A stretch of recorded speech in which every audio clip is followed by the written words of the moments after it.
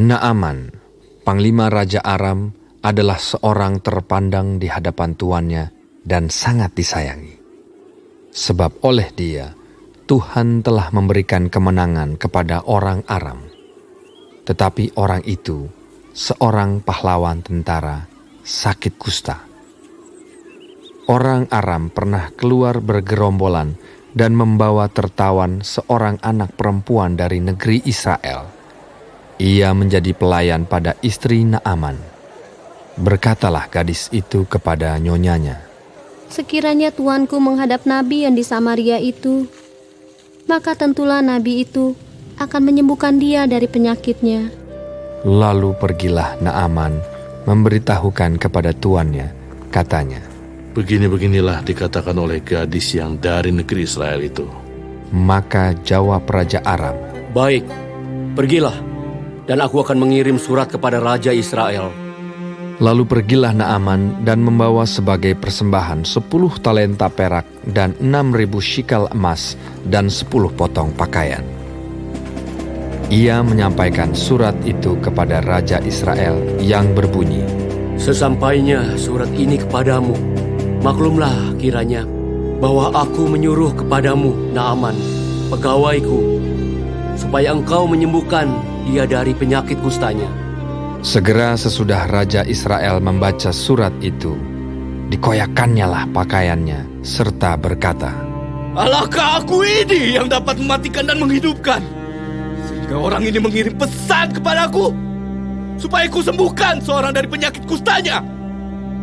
Tetapi sesungguhnya, perhatikanlah dan lihatlah, ia mencari gara-gara terhadap aku."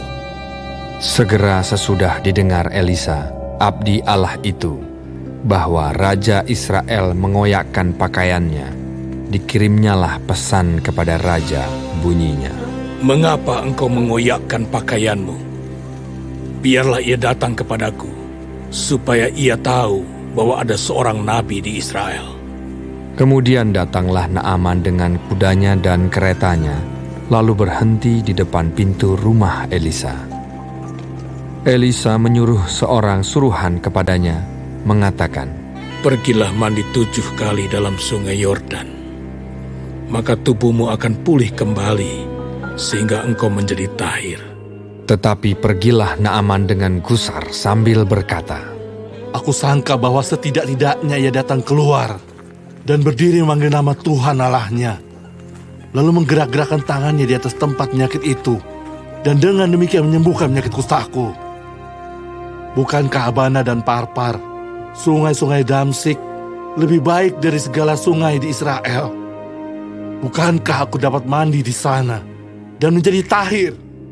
Kemudian berpalinglah ia dan pergi dengan panas hati.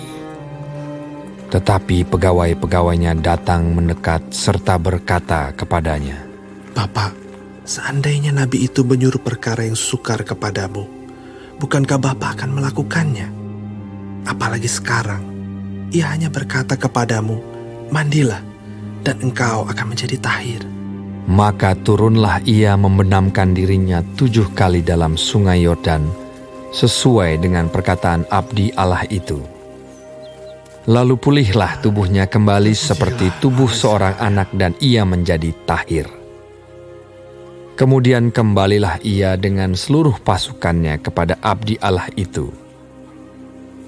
Setelah sampai, tampillah ia ke depan Elisa dan berkata, Sekarang aku tahu bahwa di seluruh bumi tidak ada Allah kecuali di Israel.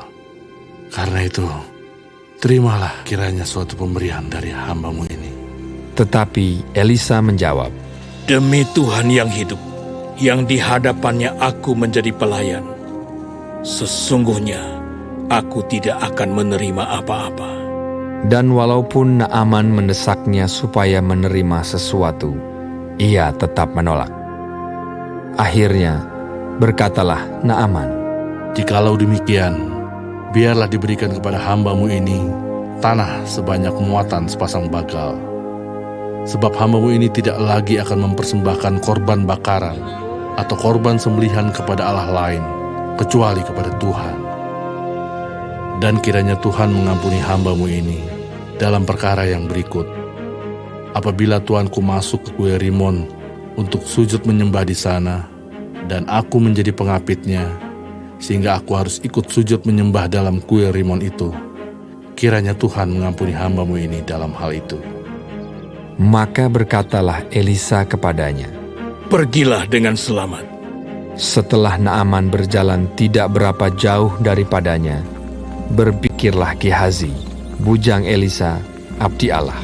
Sesungguhnya tuanku terlalu menyegani Naaman, orang Aram ini, dengan tidak menerima persembahan yang dibawanya. Demi Tuhan yang hidup, sesungguhnya aku akan berlari mengejar dia dan akan menerima sesuatu daripadanya. Lalu Gehazi mengejar Naaman dari belakang. Ketika Naaman melihat ada orang berlari-lari mengejarnya, turunlah ia dengan segera dari atas kereta untuk mendapatkan dia dan berkata, "Selamat." Jawabnya, Selamat. Tuanku Elisa menyuruh aku mengatakan, baru saja datang kepadaku 2 orang muda dari pegunungan Efraim, dari antara rombongan Nabi. Baiklah, berikan kepada mereka setalenta perak dan 2 potong pakaian. Naaman berkata. "Silakan, ambillah 2 talenta." Naaman mendesak dia dan membungkus 2 talenta perak dalam 2 pundi-pundi dan 2 potong pakaian, lalu memberikannya kepada 2 bujangnya. Mereka ini mengangkut semuanya di depan Gehazi. Setelah mereka sampai ke bukit, disambutnyalah dari tangan mereka, disimpannya di rumah, dan disuruhnya kedua orang itu pergi, maka pergilah mereka. Baru saja Gehazi masuk dan tampil ke depan tuannya, berkatalah Elisa kepadanya. Dari mana Gehazi? Jawabnya, Hamba-Mu ini tidak pergi kemana-mana. tetapi kata Elisa kepadanya, Bukankah hatiku ikut pergi ketika orang itu turun dari atas keretanya mendapatkan engkau? Maka sekarang engkau telah menerima perak, dan dengan itu dapat memperoleh kebun-kebun, kebun zaitun, kebun anggur, kambing domba, lembu sapi, budak laki-laki dan budak perempuan. Tetapi penyakit kusta Naaman akan melekat kepadamu dan kepada anak cucumu untuk selama-lamanya. Maka keluarlah Gehazi dari depannya dengan kena kusta, putih seperti salju.